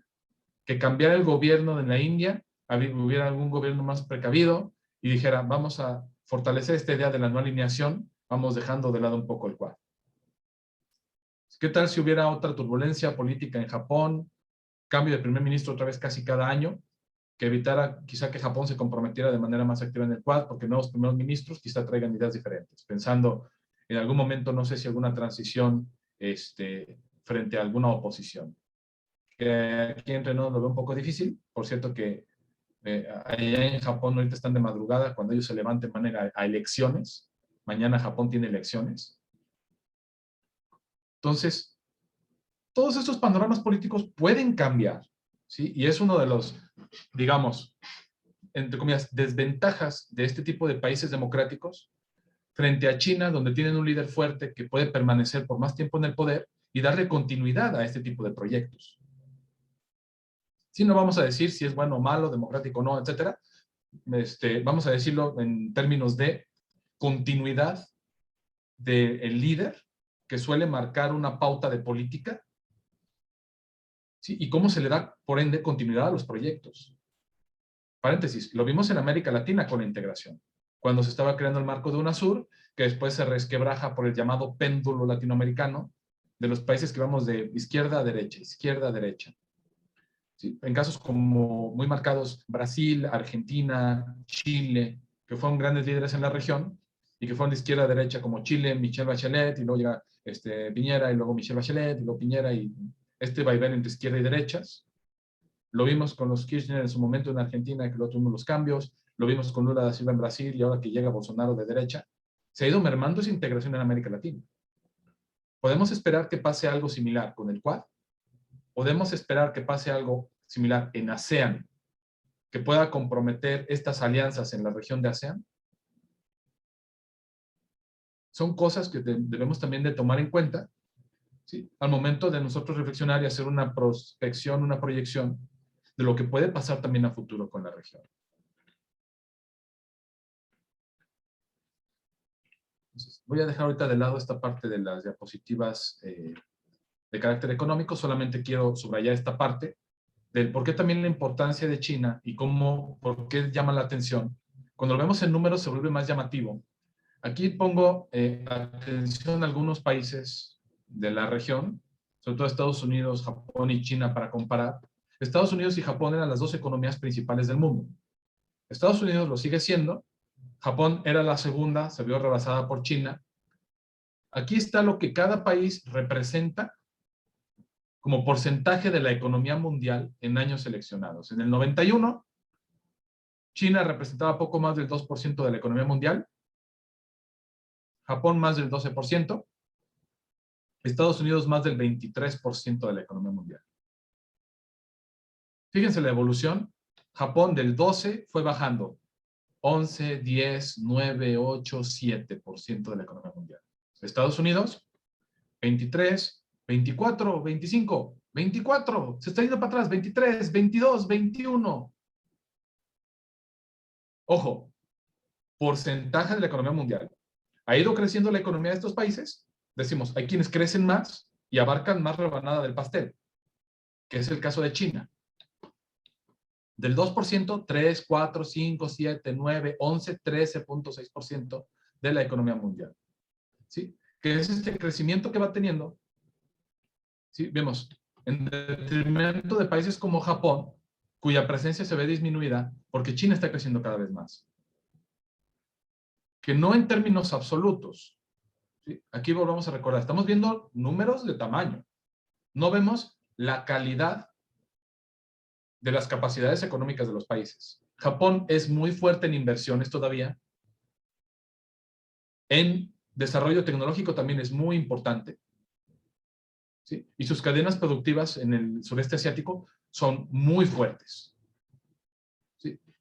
Cuando hablamos de tamaño, obviamente China se ha vuelto mucho más grande que Japón. Cuando hablamos de comercio, China se ha convertido en el principal socio comercial de casi todos los países del mundo. ¿sí? O al menos está en el top 3 de la mayoría de los países del mundo como socio comercial. Si nos vamos a inversión, Japón sigue teniendo una enorme presencia. Me parece que por ahí lo menciona también la lectura. No obstante, comentamos también algo importante. Japón ha dejado cada vez más China, perdón, China ha dejado cada vez de recibir tanta inversión y ofrece más inversión.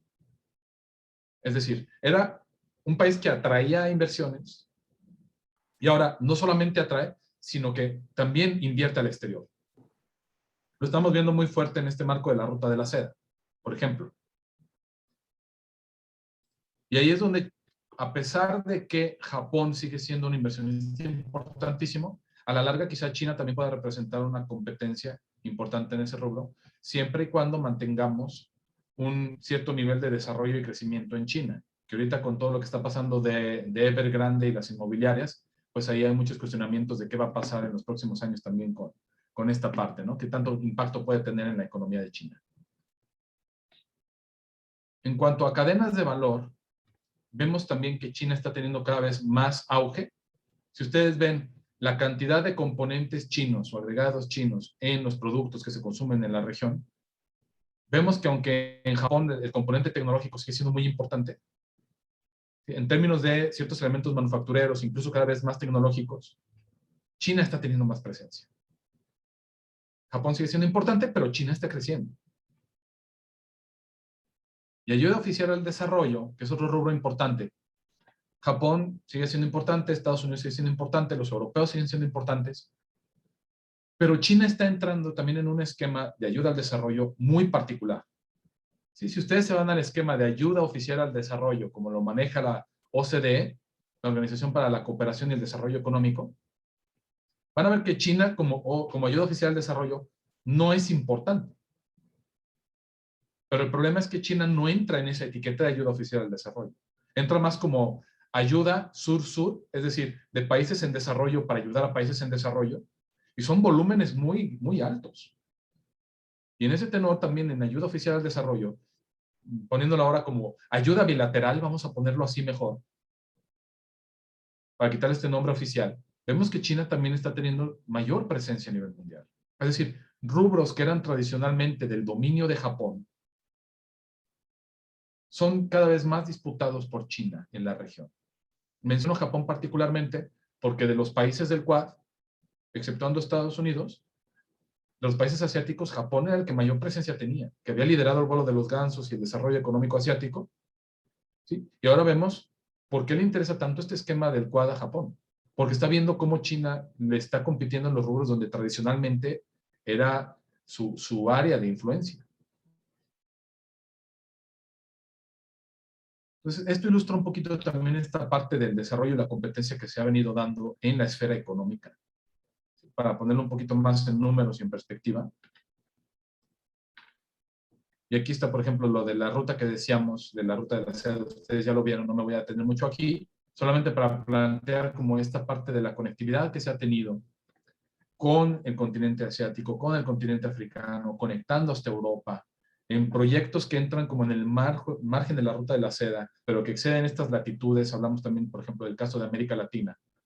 Y aquí es donde podemos reflexionar en torno a esta idea de un complejo de seguridad ampliado.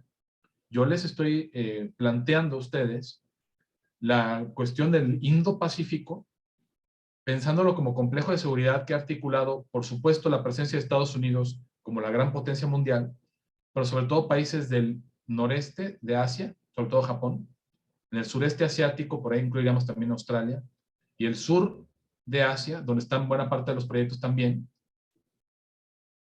¿Sí?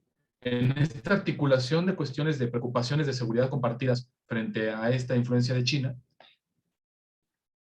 pero la reciente incorporación de Reino Unido, por ejemplo, en este esquema de que quieren meterse al Acuerdo Transpacífico, en este esquema de desarrollo de estrategias del Indo-Pacífico, como también la tiene Alemania, como dijimos también la tiene la Unión Europea, podríamos plantearnos esta proyección de la influencia que está teniendo China a través de la ruta de la seda.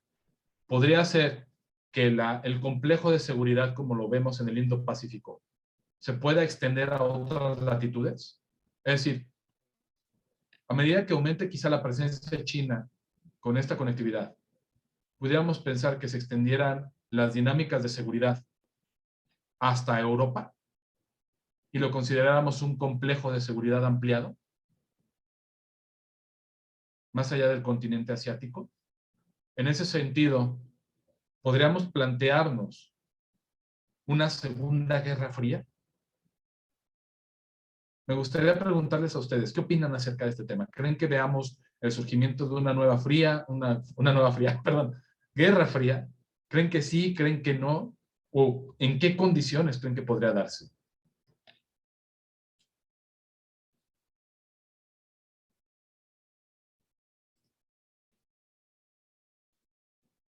Adelante, Michelle.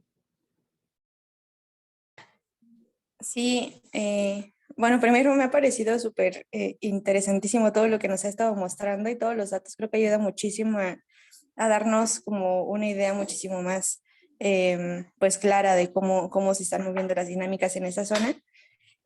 Particularmente con la nueva ruta. Creo que hay como muchas ideas en esta parte.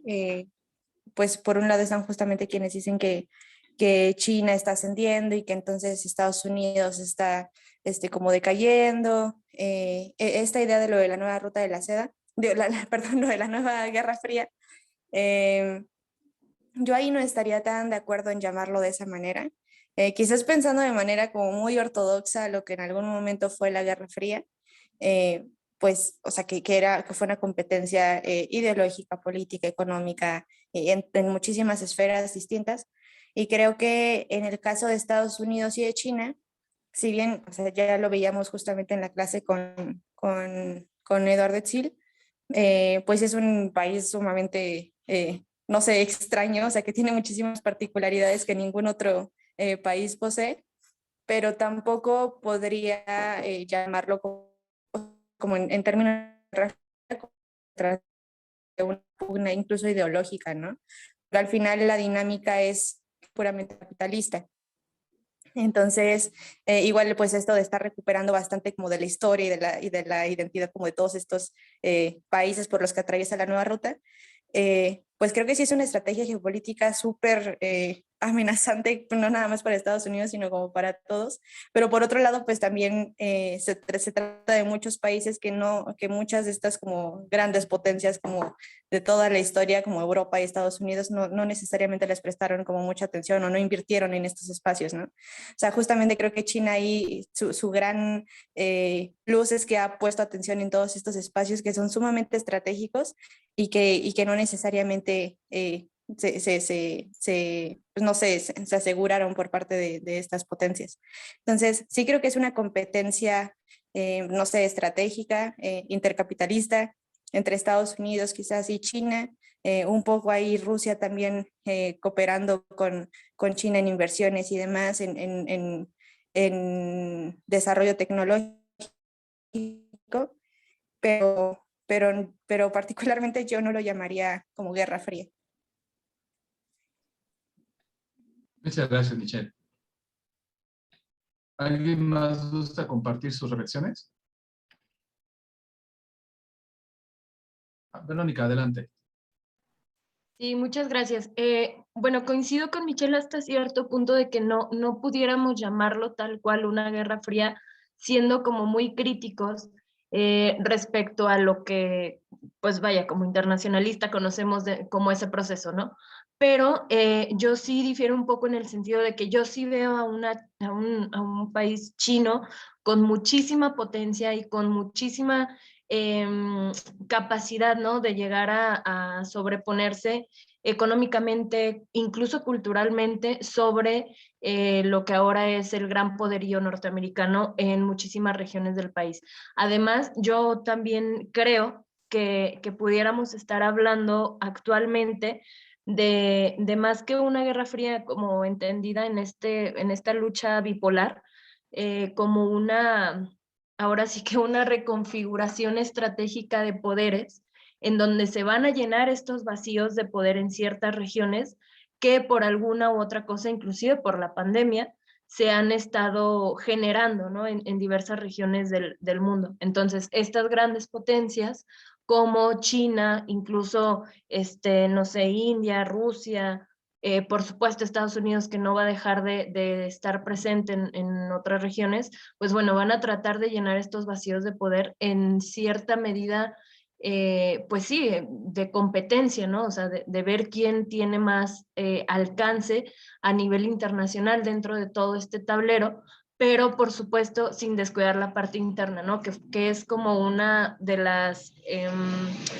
ay, disculpen, como una de las desventajas, ¿no? Que yo veo en Estados Unidos, por ejemplo, ¿no? A raíz de la pandemia y de los problemas que ha tenido en materia de política interna, cómo ha dejado de estar presente en zonas estratégicas como Medio Oriente, digo, y eso lo vimos apenas este año.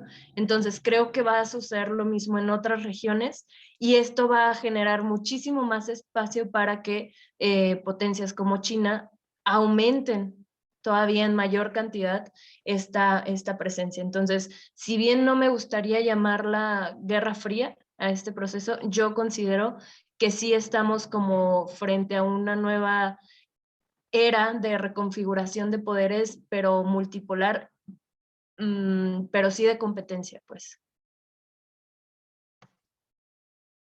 Muchas gracias, Verónica. Estoy viendo que faltan 5 minutos. Si gustas, pasamos con Silvia. Hago un cierre rápido y comentamos lo de la entrega que me solicitan que hagamos una pequeña actividad por lo menos en cada módulo. Entonces lo comentamos rapidísimo. Adelante, Silvia. Yo nada más coincido un poco más con lo que dice Verónica, de que me parece que Estados Unidos seguirá luchando, pero definitivamente me parece que la hegemonía la llevará China y que será el próximo, o sea, si así ha sido históricamente, o sea, seguirá siendo, y con toda la estrategia que hemos visto que está desarrollando con la ruta de la seda, menos que esto tenga algún tropiezo, pudiera ser que eso se retrase, pero me parece que sí, que la hegemonía definitivamente será de China. Vamos a ponernos como economistas. Ceteris paribus, todo lo demás constante, podríamos esperar que en algún momento se posicione en la cúspide, entonces. Sí, me parece que sí. Muchas gracias, Silvia. Gracias. Dice, aquí está poniéndonos Eduardo Silvia el kanji de China, el de Chu, bueno, yo lo conozco como en China, en japonés, el Chugoku, del país central o el reino central, el reino medio. A Eduardo Silvia le ha gustado tu comentario, Silvia. Pues es interesantísimo, o sea, como lo plantean, si vamos a la idea de, bueno, me voy rapidísimo a algunos puntos para no quitarles demasiado tiempo porque ya no les quiero tampoco robar mucho después de las 12. En una primera instancia, si nos vamos a la teoría, por ejemplo, pensando en la idea orgánica de las hegemonías, de que las hegemonías nacen, se desarrollan, llegan a la cúspide, después decaen y surge otro hegemón, podemos pensar que quizá China ahí tenga una oportunidad importante. Yo creo que va a depender mucho también de cómo pueda jugar un poco China con este crecimiento que ha tenido. Yo en lo personal soy un poco cauteloso de llamarlo Guerra Fría, aunque para mí, para que llegue a un nivel de Guerra Fría, pues tendría que ser como el surgimiento enorme de China, que tenga un gran apoyo, un bloque sólido apoyándolo, y que venga con un proyecto quizá distinto, ideológico inclusive, de cómo debe funcionar el mundo versus lo que ha funcionado con Estados Unidos. Y aquí es clave la situación que estamos viviendo, porque incluso Naciones Unidas está muy cuestionada y el multilateralismo está muy cuestionado, y también encara a la situación de la pandemia, de que estamos viviendo también crisis institucionales a nivel internacional, y se está planteando qué es lo que va a venir después de toda esta situación que estamos viviendo. Entonces, quizá por ahí pueda haber más espacios donde China pueda tener también más voz, más presencia, pero obviamente es un proceso largo que vamos a ver, en el sentido de, quizá no es directamente ahorita una competencia de guerra fría entre dos potencias disputándose la hegemonía, y ahorita lo que estamos viendo sobre todo en mi interpretación es, tenemos una potencia que se ve amenazado por un emergente, no se ha posicionado completamente, es un emergente, es un país en desarrollo que todavía hay cuestiones ahí que solidificar, cuestiones de... A ver, estoy viendo aquí que me están insistiendo mucho en una llamada, ahorita les contesto. O sea, veo toda esta situación que se ha dado en China, donde ha sacado a millones de personas de la pobreza, ha tenido grandes logros, pero sigue buscando esa posición sólida de un país desarrollado que le permita todavía proyectar más esa presencia y ese poder que ya tiene. Y que es un proceso que vamos a ver de décadas posiblemente. O sea, de aquí a 2030, 2040, vamos a ver qué es lo que depara esta situación de la competencia entre China y Estados Unidos principalmente. Y cómo se siguen moviendo los países. Podemos esperar que Corea del Sur, que es aliado militar de Estados Unidos, pero en lo económico muy cercano a China, en algún momento se decantara más a la influencia china y que la situación en la península se resuelva más por intermediación de China que de Estados Unidos y Naciones Unidas en general. ¿Podríamos esperar que Japón se mantenga siempre como aliado de los Estados Unidos? No lo sabemos. La historia da muchas vueltas. Lo que digamos aquí sería especular y daría para mucho material de literatura del qué pasaría así, pero como dicen por ahí, no tenemos la bola de cristal para saber. Lo que sí podemos decir es, por lo menos las tendencias lo que nos dicen, es que estamos viendo un crecimiento importante de China como retador, que es visto con sospecha por Estados Unidos y los países del Quad, que crean dinámicas para intentar contener un poco esa influencia, a la par que lo que vemos esa influencia extenderse a otras latitudes. Está saliendo del Indo-Pacífico, se extiende por el resto de Asia, hacia África, y vamos a ver entonces cómo se tienden estos espacios de competencia, cómo se siguen desarrollando, y por ende, y aquí es como un regresar a la idea de los complejos de seguridad que les comentaba. Si teníamos en la época colonial un complejo total, donde todo el mundo era un campo de batalla, donde las colonias, los poderes coloniales se disputaban el dominio de los territorios. En la Guerra Fría eran dos poderes, donde el mundo se dividía en regiones, cada región con sus dinámicas, todas ellas permeadas por la competencia entre la Unión Soviética y Estados Unidos. Y ahora estamos en un espacio de un solo país, poderoso Estados Unidos, y cada región con sus dinámicas. China es capaz de insertarse en todas las regiones, en convertirse en una preocupación generalizada por su influencia global y por ende regresar a una dinámica como de Guerra Fría, de regiones con preocupaciones específicas, pero donde la competencia entre potencias sea latente. Quizá en América Latina todavía no hemos llegado a ese nivel. Quizá en África se está viendo más esa competencia, sí, por las inversiones chinas y su presencia ahí, pero queda por ver cómo se seguirá desenvolviendo. Recordamos, los complejos de seguridad evolucionan conforme van evolucionando la distribución del poder. Como mencionaba hace ratito, no hay huecos de poder en el mundo. El espacio que está dejando ahora, por ejemplo, Estados Unidos en Afganistán, vamos a ver quién lo llena. ¿Puede llenarlo China? ¿Puede llenarlo Rusia? Son parte de las interrogantes. Y de esa manera, ¿cómo pueden continuar cambiando esa configuración de distribución de poder e influencia a nivel internacional? Es algo que es, digamos, parte de nuestra tarea cotidiana también como interesados de la realidad internacional, a sabiendas de que esta realidad internacional tiene efectos que trascienden fronteras y nos afectan a nosotros. Lo estamos viendo ahorita con la situación de los chips y la situación en los puertos, toda la cuestión logística comercial internacional, y lo vamos a seguir viendo en las próximas décadas. Entonces, es como la invitación que les hago, vamos a decir, desde mi trinchera y mi especialidad, compartirles estas reflexiones, esperando que hayan sido de su agrado e interés. No me queda más que, a manera breve, comentarles la propuesta que tengo para ustedes de trabajo. He planteado algunas preguntas aquí, esto lo voy a publicar también ahí directamente en el Classroom. Invitarles a que tomen solo una de estas preguntas, la hagan a manera de reflexión, ¿sí? O sea, sin índice, ni portada, ni introducción, ni conclusiones, solo una reflexión, obviamente de carácter académico, acerca de uno de estos puntos. Perspectivas sobre un Indo-Pacífico incluyente. ¿Ustedes creen que haya un Indo-Pacífico en el que cabe China? La cuestión de Europa y el Indo-Pacífico, lo que comentamos ahorita, ¿creen que son síntomas de un complejo en ampliación? ¿Que del Indo-Pacífico nos estamos yendo a un complejo intercontinental? ASEAN, ¿es el eje articulador del Indo-Pacífico o es una región en el ojo del huracán, sujeta a estos conflictos entre potencias? La integración en el Indo-Pacífico, ¿ustedes creen que son excluyentes el Transpacífico y el acuerdo de integración económico integral que comentábamos? El Quad frente a sí mismo, ¿qué tan fuerte es la cohesión entre sus miembros? ¿Van en un solo sentido, comparten poco y realmente divergen en las cosas más importantes? Les dejo aquí 5 preguntas. Ustedes elijan la que ustedes quieran, solamente una, y desarróllenla por lo menos utilizando 4 fuentes de carácter académico o periodístico, de preferencia corte especializado. No les pido que se chuten 4 artículos de 30 a 40 páginas, sino que se apoyen de foros especializados, artículos periodísticos, ¿sí? Para que puedan ustedes desarrollar una opinión con base en lo que hemos debatido.